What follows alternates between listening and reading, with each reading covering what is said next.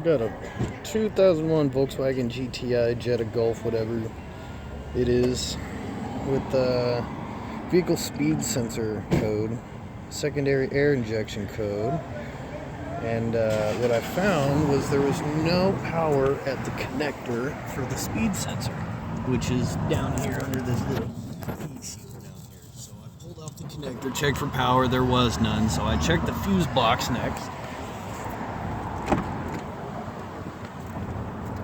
Found 20 was blown, 10 was blown, 5 was blown. So I replaced all 3 of them, and now the speed sensor has power. And put it in reverse, and the fuse pops. So first thing I did was come down and check the reverse switch down there, which is the little guy. This little guy right here. That's the speed switch. It's hard to see, but there it is.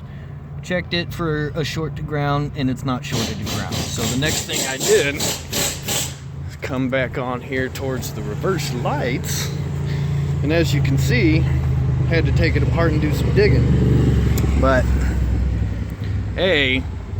out of the 10 bulbs that are on these 2 light housing connector things, 6 of the bulbs were burnt out.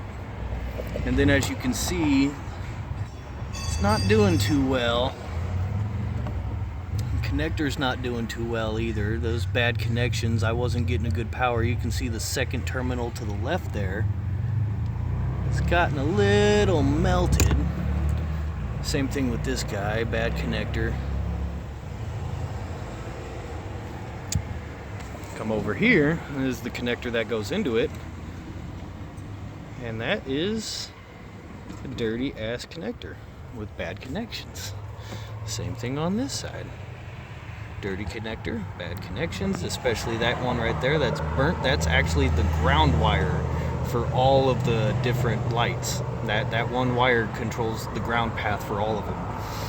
And it obviously wasn't doing too good. So what we're gonna end up doing is replacing this connector.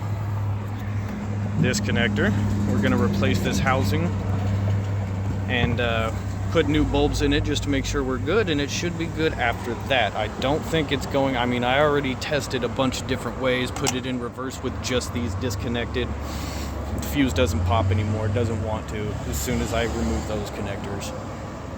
So I'm pretty confident that that is the source of it. And when I did resistance checks on these terminals, I was getting all kinds of weird readings. I didn't like them at all. So that's a good one. If you have a problem with the check engine light coming up and you keep popping fuses, especially if you're popping fuses going into reverse, well, check the reverse switch. And if it's not the reverse switch, and I'm not saying replace the reverse switch, you check it to see if it's bad or not. In this case, it wasn't bad, so we didn't replace it. Why would you? In this case, these connectors are definitely bad. These are definitely bad. We're going to replace them, and then if it doesn't fix it, you'll be seeing another video of what else is wrong with this. If it does fix it, then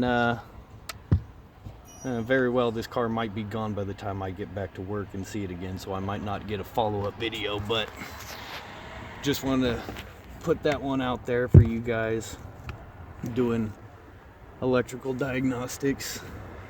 The way I was checking the ground to make sure that the ground is actually good was a good old incandescent test light to battery positive, and it lit just as brightly as going straight from battery negative to battery positive. So I'm pretty confident that the ground itself is good, it's just this connector had a bad connection. Bad connection creates heat. Heat obviously will damage things and make it not want to work properly. So there you go.